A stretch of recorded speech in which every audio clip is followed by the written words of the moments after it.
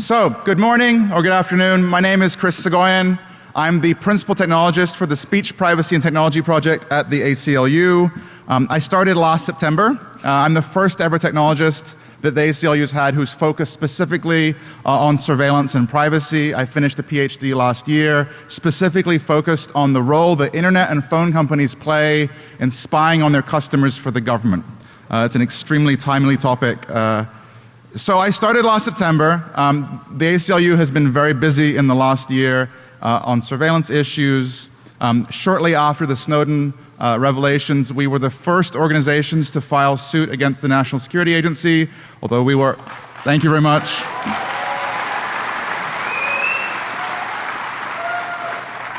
Although we are not the last, several other great organizations have also sued the NSA, and hopefully those will keep coming. So today I'm going to be talking, I'm going to be telling a story. I'm going to be telling a story of how law enforcement and the government have responded to technical change. This will be a story in I guess 3 acts, and really delves into the relationship between the companies and the governments and the different kinds of relationships, because not all companies are the same. Some are friendlier than others to the government. So, the first crypto wars. Those of you who are a little bit older may remember there was a time when you couldn't export strong cryptography from the United States. In the mid-90s, then FBI Director Louis Freeh went before Congress on numerous occasions and warned Congress about the threat of encryption. The widespread use of robust, non-key recovery encryption ultimately will devastate our ability to fight crime and to prevent terrorism, Freeh said at a congressional hearing in 1997. He added, uncrackable encryption will allow drug lords, spies, terrorists, and even violent gangs to communicate about their crimes and their conspiracies with impunity. In the mid-90s, encryption was a technology that the government sought to demonize.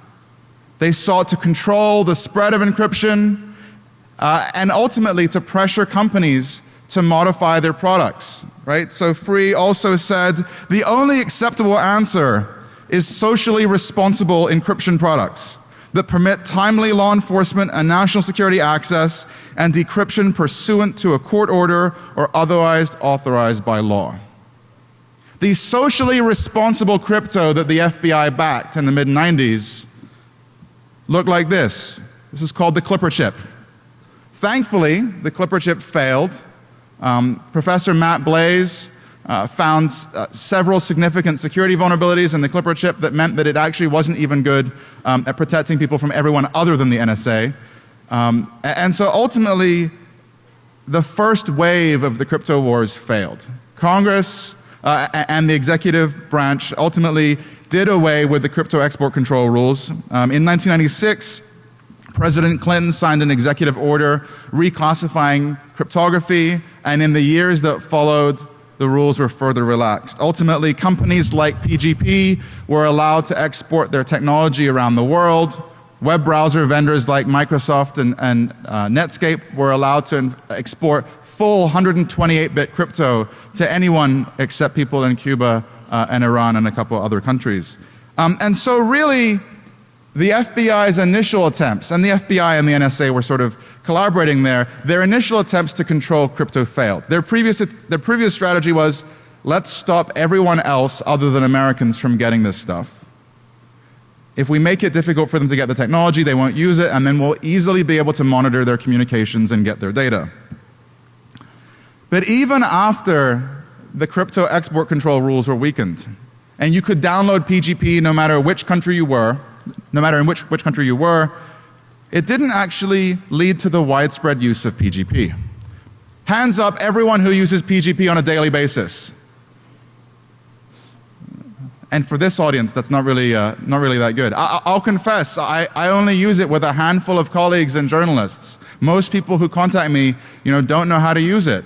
And the reason is, PGP is really difficult to use.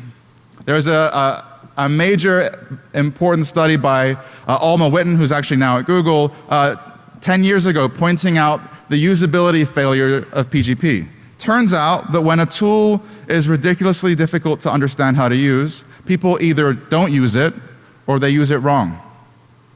Right? They think they're encrypting when they're not encrypting, which is actually worse because then they will say things that they might not have said if they thought their emails were going through the clear. And so the widespread availability of encryption really didn't frustrate the FBI in the way that they thought it would. Terrorists and pedophiles and drug dealers didn't suddenly rush out and start using PGP because it turns out that terrorists and pedophiles and drug dealers are like the rest of us. They're lazy and they're not experts at difficult to use obscure technology. And so PGP wasn't the threat that they thought it would be. HTTPS, the lock icon that we see in our browsers, is easier to use because it doesn't really involve anything from the user's side, but even that wasn't widely deployed. Where SSL was widely used was in e-commerce, online banking. If you were sending your credit card over the web, your communications would be encrypted. But if you were sending your emails, social networking messages, private photos, backing up files, very few of these things would be protected with SSL. Right? And so again, the government had a good time. They didn't have to worry too hard. Although the technologies existed, no one was using them, or at least they weren't using them for the things the FBI cared about. This is a slide that The Guardian published this week. It's from the latest deck that Snowden provided them. This is a deck from Xkeyscore, which is the program they have, or the intelligence platform that allows them to monitor vast amounts of communications and then search for it later. Now this deck is from like 2008, 2007, so it's a few years old, but what you can see clearly outside of law enforcement and in the intelligence space, these folks appreciated that communications were going over the network in the clear. Whether it was Yahoo or Facebook or Twitter or your emails, they were there easily available for the government to grab with the assistance of their friends at the backbone internet providers. And so things were good for a while. It didn't really matter that your browser could do strong crypto. It didn't really matter that you could download tools from a website and configure them and then have a key signing party, because no one was doing that. But that didn't stop the FBI from worrying, because down the road they saw that things were going to get bad. And it wasn't going to be because people could download tools, but it was going to be because companies were going to start building crypto into their products by default. This is Valerie Caproni. She was, until I think a year ago, the general counsel for the FBI, the top FBI lawyer. She's testified before Congress on numerous occasions, and in 2011, at a congressional hearing, she warned Congress about what the FBI was calling the going dark problem. Going dark is the FBI's term for what happens when everyone uses encrypted communications. Right? The FBI has coined this term and spent lots of money researching this issue because they're worried about a day in which all of the communications that users are sending are going to be off limits to the FBI. This is in 2011. Quote, "The FBI and other government agencies are facing a potential widening gap between our legal authority to intercept communications pursuant to a court order and our practical ability to actually intercept those communications. The FBI says that they can get a court order, but when they actually try and get the communications, either the company doesn't have the capability because they haven't built wiretapping systems into their networks, or the company cannot provide the data." She added, "Encryption is a problem. It is a problem we see for certain providers." And so what she was describing there was the fact that over a couple years, starting in 2010, companies in Silicon Valley started rolling out SSL encryption by default. In a Washington Post story just last year, a former FBI official described this to the Post. "Officials say that the challenge was exacerbated in 2010 when Google began end-to-end encryption. That made it more difficult for the FBI to intercept email by serving a court order on the ISP whose pipes would carry the encrypted traffic." Right? In 2010, Google was the first first of the big free webmail providers to turn on SSL by default. Google had always offered SSL as an option, but it was an option deep in several layers of configuration screens. I think it was the last of 13 options after the vacation auto away message, after Unicode. There was nothing less important in the Google configuration screen than SSL. And so of course no one used it. When the option was hidden and disabled by default, no one's emails were secure between the user and Google.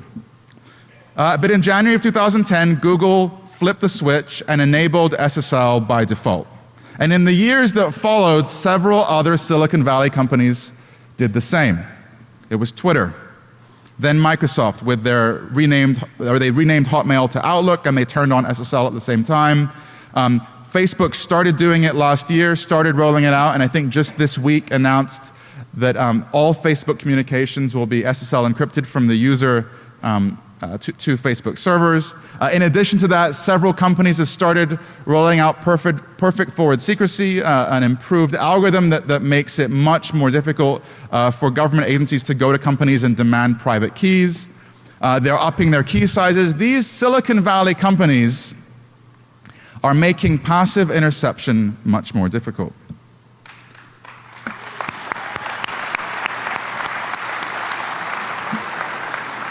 Now, of course, that doesn't mean that the government can't get things from Google. Your communications between your computer and Google's servers are encrypted, but once the files actually arrive at Google, whether it's your emails or your private photographs or your instant messages, they're sitting there in plain text. This is Vint Cerf. He's Google's, I think their chief internet evangelist. He's also sort of the father of TCP/IP. I was on a panel with him in 2011 in Nairobi, and we started talking about Google's lack of stored encryption. And he said, quote, "We couldn't run our system if everything in it were encrypted, because then we wouldn't know which ads to show you. This is a system that was designed around a particular business model." So this is a very honest statement from a Google executive. And I don't begrudge Google, right? They offer a fantastic, easy to use service, and they don't charge people for it. And neither does Twitter, and neither does Facebook. These companies all offer one and only one product. There's no way to pay for Facebook. There's no way to pay for Twitter. There's no way to upgrade your Gmail account to a corporate account, a Google Apps account. They have the accounts for users and then the accounts for businesses. And when the only accounts they offer are free ones that are supported by ads, then it makes sense why they're not encrypting your data in the cloud with a key that only you have, because it would be very difficult to monetize that. Now, if the companies could, and maybe will at some point, switch to a business model where you give them money and they give you a secure service, but that isn't the business that they're in right now. And so what this means then is that the companies can and do receive requests from law enforcement agencies and intelligence agencies. Even before the PRISM revelations, we've known that Google gets thousands of requests a year from law enforcement and intelligence agencies. This isn't a surprise. But what we've seen in the last few years is a transition. We've seen a migration away from telecommunications companies to Silicon Valley companies. In years past, your private messages, your metadata, would be accessible through a backbone provider, through a telephone company, through one of the Ma Bells, right? And like it or not, the telephone companies have been providing wiretapping assistance to the US government for more than 100 years. The first wiretaps were around 1895 in New York City. For 100 years, these companies have been providing interception assistance to the US government. And it's a relationship that everyone is sort of comfortable with. Everyone, and by that I mean the companies and the government. And so these companies don't just provide targeted access. They don't just provide access to an individual user's data. They provide, when the government asks, access to all users' data. The assistance of the phone companies is what enables dragnet surveillance. When the government wants to search through every email or search through every phone record, that is only possible because the phone companies provide access to everything. If you take the internet companies at their word, the Silicon Valley companies, they only provide targeted access. If the government goes to Google and has a court order with my name on it, Google will hand over my data. But if you take Google at their word, they will not provide access to everyone's information. And so what's happened over the last few years is that consumers have started to migrate their data from the old telecommunications carriers to Silicon Valley companies. I mean, in many ways, the telcos haven't had people's email for a while. I mean, no one's using a Verizon or Comcast email anymore, really. But when those email messages were going over the network in the clear, it meant the government could still go to the backbone providers. It meant they could still go to the AT&Ts and the Verizons of the world, even if you were using Yahoo or Google or Hotmail. But as these Silicon Valley companies have enabled encryption, you can no longer spy on someone's emails. You can no longer collect bulk information with the assistance of Verizon or AT&T. And I think a great example of this is what Apple did with iOS version 5, right? In one day, they just flipped a switch and suddenly a new version of iMessage was rolled out to users. And if you were an iOS user and you were sending a text message to another iOS user, your messages would go through Apple servers instead of the phone companies. And overnight, millions and then billions of messages started flowing through Apple servers. And those were messages that the government cannot get with the assistance of Verizon or AT&T and Sprint. Now, again, this was a leak that was, this is a document that was leaked to Declan McCullough at CNET, suggesting that that the government can never get messages sent through iMessage. I actually don't think that's the case. I think that Apple provides access on a targeted basis, but I don't think they are providing wholesale access in the way that the phone companies do. And I think what's happened here is that there's a difference in culture between the companies. It's not that Google is trying to make the government go dark. It's that Google has 350 people doing nothing but doing security and only security. It's that Apple has a dedicated security team. It's that Facebook has a dedicated security team. And before you can launch a product at one of these Silicon Valley firms, particularly if it's storing sensitive user data, you have to have crypto. There's no way to secure your users' data against hackers without crypto. And so these companies have it's a corporate policy to encrypt data, not because they want the government to go dark, but because that's what the security teams at the companies demand of them. And realistically, the phone companies don't have a tradition of security. Your voicemail isn't secure. You're not getting OS updates to your smartphone if you're using Android, which is, by the way, something we filed a complaint with the Federal Trade Commission about earlier this year.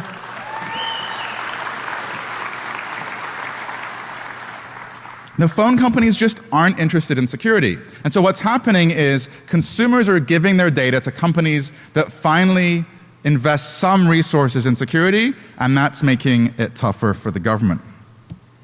So what is the solution? How does the government respond to a world in which they can only get selective data from companies, and in some cases they cannot get data at all if the companies are using end-to-end crypto? The answer is backdoors. The answer is compelled access, forcing companies to modify their products and provide the government with a way of getting data. Starting in sort of 2010, we started seeing leaks to the press suggesting that the FBI and others in the law enforcement community were floating these ideas. They were floating legislative proposals, expanding CALEA, which is a law mandating backdoors in communications networks, and expanding that to internet companies, to websites and apps and other providers. We saw sort of these trial balloons floated in 2010, and then ultimately there was a congressional hearing in the spring of 2011 where our friend Valerie Caproni from the FBI testified, quote, "No one should be promising their customers that they will thumb their nose at a US court order. They can promise strong encryption. They just need to figure out how they can provide us plain text too. Right? And this is what the FBI wants. They want the power to go to a company secretly and force the company to quietly insert a backdoor in their own product. As recent as this year, as recent as April of this year, it looked like proposals were coming. It looked like there was a multi-agency working group in Washington, and they were getting ready to drop a bill that would empower the Department of Justice to fine Silicon Valley companies that refuse to provide the assistance demanded of them. And then something happened.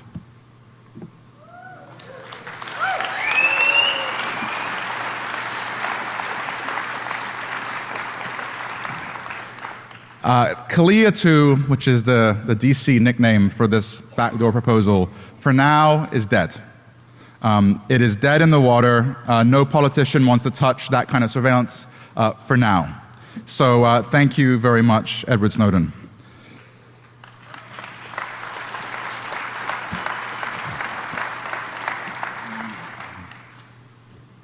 All right, so if they can't force Google to put a backdoor in Android OS, and if they can't force Apple to put a backdoor in their software, what are they going to do?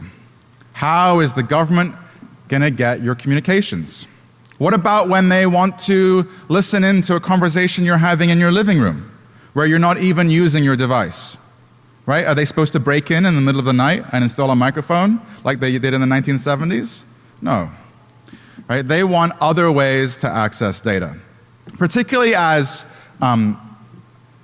consumers have started using services like Skype, and we'll talk about Skype later, but services like Skype that have some form of encryption, governments have been having problems. And remember, the government isn't one big beast. The FBI or NSA may have tools to access certain applications, but that doesn't mean they share those toys with local law enforcement agencies, right? NSA doesn't share their secret backdoors with the likes of local cops in Arizona or Nevada. Those folks have to do things the hard way. It's also important to note that not all governments are the same. So Google has an office, in fact its main office in California, and Microsoft's headquarters is in Seattle. Google and Microsoft have to take orders from the US government. When there's a valid court order, the companies have to provide access to the US government. But Google doesn't have an office in Iran. Microsoft doesn't have an office in Libya. And so if those governments want to get their citizens' communications, now that Google and Microsoft and others are starting to use SSL, those other governments are really going dark. In the countries where Google and Facebook and Microsoft don't have offices and don't respond to requests, those governments are having a really tough time because of the use of services like Skype, like Twitter, like Facebook. They used to be able to get access through their local, in many cases nationalized telephone company, and now they're going dark. And so those governments are turning to hacking tools too. What we're seeing is an emergence of the private sector helping companies, helping governments. The ones that have gotten the most press, the first is a company called Gamma. They make a software suite called FinFisher. FinFisher has gotten a lot of press in the last couple of years, starting with a dump of documents by WikiLeaks, and then the excellent work of the Citizen Lab in Canada have exposed the use of this software. They have a really cheesy sales video online that I recommend you look at. But so this is the target using iTunes and then getting a malicious man in the middle to update through iTunes, and then the police officers sitting at the remote operating center can spy on the calls and text messages and emails of the user. This is the president, or I think a CEO of Gamma. His name is Martin Munch. You may not know Martin's name, but you probably know Martin's work. Before he was in the government surveillance business, Martin created a Linux distribution called Backtrack, which is very popular with this community. And so Martin pivoted from providing open source security tools to providing closed source government interception tools. This is my favorite photo of Martin. So he's a German guy. He without any shame sells this software to governments around the world. And one of the things his software can do is to remotely activate webcams without the target's knowledge. You can see that he's concerned about this capability because if you zoom in on his laptop, you can see he has a little post-it note over his webcam.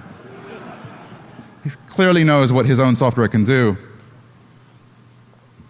So because of the work of the folks at Citizen Lab, we know that Gamma's software has been exported to Mexico, Ethiopia. It's been used by seriously oppressive regimes in the Middle East and in Southeast Asia. Now, the company says that it's used for lawful interception and targeting of terrorists and pedophiles and criminals.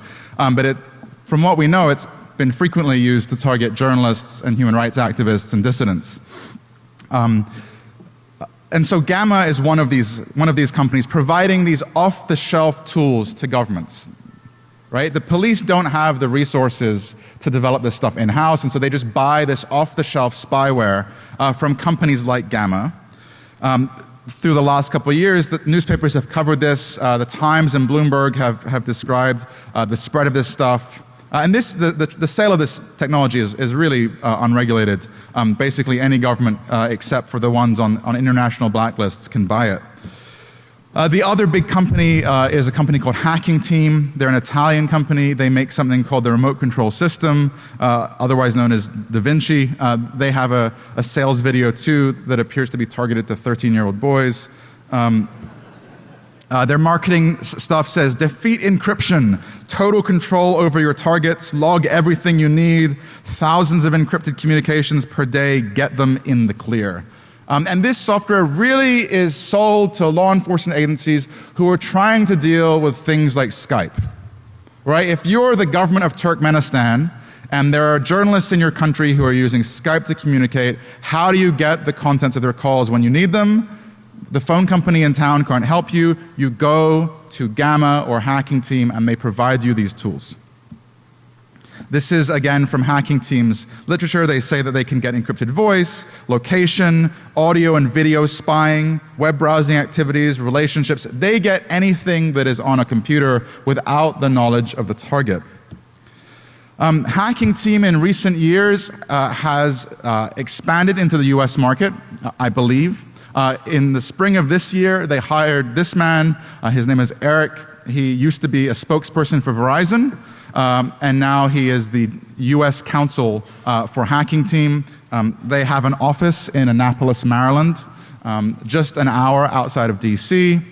We don't know whether Hacking Team has successfully sold any products to the domestic U.S. law enforcement market, but they are showing up at conferences that are only open to law enforcement and intelligence agencies in Washington, D.C. They also went to a conference in Chicago this April, the Law Enforcement Intelligence Units Association. Not only did Hacking Team give a talk at this conference, this is a conference targeting local cops around the country. Not only did they give a talk at the conference, but they also sponsored the coffee break in the afternoon. And so if Hacking Team hasn't sold a product to a local law enforcement agency yet, it's not because they haven't been trying. Right? They've been showing up at these conferences for several years. They are actively targeting the law enforcement market. And I think if they haven't succeeded already, they will succeed soon and get a sale in a small town. Now, Hacking Team and Gamma's software is the kind of stuff that local cops and governments without too much money use. This is, a couple $100,000 or maybe $1 million. It's the kind of thing you buy with a DHS grant. This is not what you use if you are a sophisticated law enforcement agency with big bucks. And the feds have the big bucks. Federal law enforcement agencies in the United States have enough money to use bespoke, custom malware. They don't need to use the same stuff that the Egyptians and the Turkmenistan governments are using. They can use their own custom spyware, and they can buy 0 days if they need them. Again, our friend Valerie Caproni, there will always be very sophisticated criminals that are virtually impossible to intercept through targeted means. the government understands that it must develop individually tailored solutions for those sorts of targets. And when Valerie says individually tailored solutions, what she means is hacking. She didn't use the word hacking when she spoke to Congress, but what she means is hacking and malware. In 2009 or so, I think EFF filed one of their many Freedom of Information Act requests to look into the FBI's claims that they were going dark. And after a couple years later, they got hundreds of pages of documents, most of them heavily redacted. This is one that I found. So I read a lot of the documents that groups like EFF produce and documents that the ACLU obtains. And this was one in several hundred pages that the EFF obtained. And most of it was redacted, as you can see, but there was one line that stuck out to me. This, the Remote Operations Unit. So that sounded really interesting. I didn't really know what the Remote Operations Unit was, but it was in a document about going dark. This was a document sort of describing each unit checking in and saying what their progress was. And so I thought, okay, let me see what else I can find about the Remote Operations Unit. And so I spent the last 6 months researching this unit, mainly using open source intelligence, basically just Googling and using LinkedIn. And what I found is that the FBI is in the hacking business too. So I found a conference, the materials for a law enforcement conference that happened in April of this year. This was a training seminar for prosecutors around the country, and in the list of attendees and speakers at this conference, I found the information for this guy, Eric Chung, who's the unit chief of the Remote Operations Unit. And so I searched a bit more, and I found the Zoom info page. This is like a data mining company that collects information from elsewhere on the web, and Eric Chung's Zoom info page mentioned that he was the unit chief of the Remote Operations Unit and said that the unit provides lawful computer collection capabilities in support of FBI investigations. Well, that sounded interesting. So then I turned to LinkedIn and I started researching the Remote Operations Unit. What I found is that there are a couple contracting companies, a couple contractors who supply people to the ROU. And contractors, like everyone else, you know, they want to keep their resume up to date in case they get a new job. And so they list things in their resume, maybe things they shouldn't be listing, revealing what they did at their old job. So I've not included the names of the line item or the low-level contractors, but I will be quoting from the LinkedIn pages of several of these contractors because I think what they describe is fascinating. So this is a deployment operations analyst at a company called James Bim & Associates. They're a small boutique contracting company in Northern Virginia. So this person performed testing on software used as a critical function for counterterrorism and counterintelligence cases. Okay, that sounds interesting. He worked with FBI case agents with our surveillance imagery software that is currently installed on criminal subject machines in the field. Oh, okay. That's even more interesting. They test case-specific implants against various OSs and platforms. Good to know. So if you're using Windows or Mac or whatever, they have a tool for you. And then they create documentation for the various technologies and methods that we use to gain access to subject machines. All right, so it's clear. It's clear from this profile what the Remote Operations Unit is doing. I also found another person. This is a Remote Operations Deployment Analyst, also at James Bim & Associates. Her profile was fascinating. I thought this was good. She created policies, guidance, and training materials to protect the deployment operations tools from being discovered by adversaries. Those are us. We're the adversaries. So Bim & Associates is one of two companies that provides hackers to the FBI. It's my belief and understanding that the companies the contracting companies actually supply the people who sit at the keyboard and are launching the tools. You know, there hasn't been a debate in Congress about the FBI getting into the hacking business. There hasn't been any legislation giving them this power. This just sort of happened out of nowhere, and had it not been for the sloppy actions of a few contractors eagerly updating their LinkedIn profiles, we would have never known about this. So the president of James Bim & Associates is a guy named Jerry Menshoff. He used to work at Booz Allen Hamilton, which is also the same place that Edward Snowden used to work. And so this is the president of the company, and his LinkedIn profile was pretty bare, but it did describe one of his interests, and so he's a member of the Metasploit Framework Users Group. I thought you guys would get a chuckle out of that.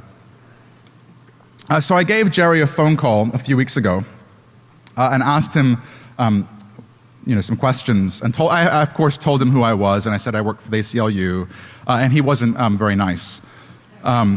He didn't want to answer any of my questions. So I gave some of this information to the Wall Street Journal, and last night they published a story on this unit. The nice part of giving these documents to a newspaper is once they have a bit of information, then they can go and report it and get other stuff too. And so the Wall Street Journal reporter was able to find former law enforcement officials who would be willing to talk on background about this practice. One former law enforcement official she spoke to said that, quote, the Bureau can remotely activate the microphones in phones, Android phones, and laptops without the user knowing. It's pretty interesting. But she also added that the FBI is loath to use these tools when investigating hackers out of fear that the suspect will discover and publicize the technique.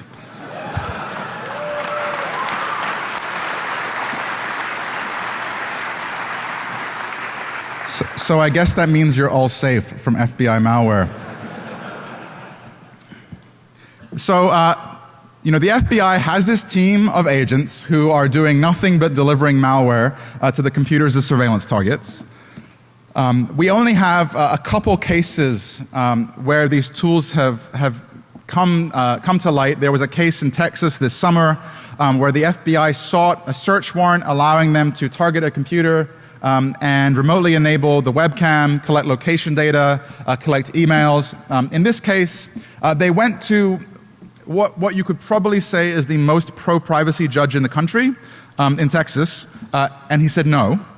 But sort of on a technicality, he said they should get a wiretap, and they only wanted to get a warrant. What's clear is that if you have this capability, if you build this team that does nothing but developing malware, the first time you attempt to use the team, you don't go to the most pro-privacy judge in the country. And so presumably they've had this team for a while, and they regularly use it to deploy malware. So on one hand, we have the FBI basically being in the hacking business. And then yesterday I noticed that the FBI's official Twitter account issued a warning saying pirated software may contain malware, be aware. And so I guess we only have to worry about the malware made by other people, not the FBI's malware. All right. So the government is using hacking tools. The government is trying to penetrate people's computers. They have tried and have up until now been unsuccessful in their attempts to obtain legislation allowing them to force tech companies to put backdoors in their products. What are they going to do in the future? Because hacking doesn't scale. You can break into one person's computer. You can break into 1,000 people's computers. But you cannot break into 1 billion computers without getting caught. You can do it temporarily, but you will get caught. And the government doesn't want their tools to get out. So what are they going to do in the future? What are they going to do when Silicon Valley companies actually start delivering end-to-end crypto? Not Google, not Facebook, but companies who actually sell services to users. Well, Microsoft, owned one of those companies. For some time, Skype was advertising itself as a service that didn't have backdoors. They were advertising itself as a service that couldn't provide access to law enforcement agencies. But we learned last month that the government was able to go to Skype before Microsoft bought them and convince them to modify their product and provide access to the government. Quote from the Guardian story, Skype was served with a directive to comply by the Attorney General. Now, we don't know what kind of directive this was. We don't know if they went to court, if Skype said no and they fought it, or if they did this because they could negotiate some better deal. We really know very little about the ins and outs of how companies can be compelled under existing law But even so, Skype stopped bragging about their security several years ago. And by the time Microsoft bought them, all their claims of being wiretap proof had disappeared. Skype was no longer a service, even if it ever was. It was no longer a service that advertised itself as the way to securely talk to your friends and family. Instead, Skype was a service that you use to talk to your friends and family for free. But Skype is not the only company offering VoIP services or video. There are now companies that are selling services to users. So one of them is a company called Silent Circle, co-founded by Phil Zimmerman, the guy behind PGP. And they charge 10 or 20 bucks a month for encrypted VoIP and text messages and video. Now, I'm not telling you to go out and use this company's services, but they've clearly said in their marketing materials, we have no government-mandated backdoors. I've spoken to the CEO of the company, and he said, if the government comes to us and tries to force us to put a backdoor in our product, we'll close up and move to a different country. This is a company, the only reason you use their product is for the security. You're not using Silent Circle because it's crystal clear audio or because it's cheap and easy to use. You're using them because they're secure. Likewise, SpiderOak, which is a competitor to Dropbox, you only use SpiderOak and you only pay for this service because they provide encrypted backups with a key only known to the user. And this, again, SpiderOak makes clear statements to users. We've created a system that makes it impossible for anyone to reveal your data, impossible for us to reveal your data to anyone. That's it. The only reason you use these companies is to protect your data, and this is the only reason they're in business. And so the question right now is, and I don't have the answer to this, the question is, can the government force these companies to modify their products?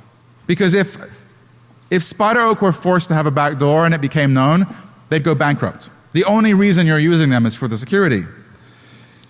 And so there's this law that I mentioned it before in passing called CALEA, and it's normally thought of as a bad law. It's called the Communications Assistance for Law Enforcement Act.